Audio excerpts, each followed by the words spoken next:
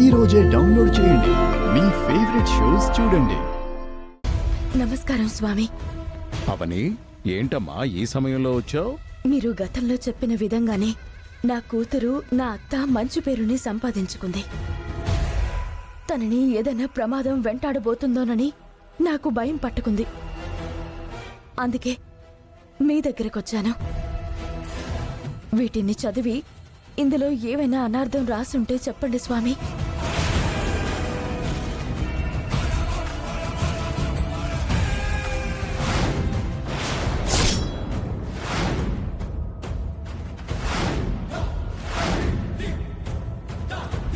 నువ్వు అనుమానించినట్టుగానే, నువ్వు ఊహించినట్టుగానే నీ కూతురు విషయంలో ప్రమాదం కనబడుతోందమ్మా.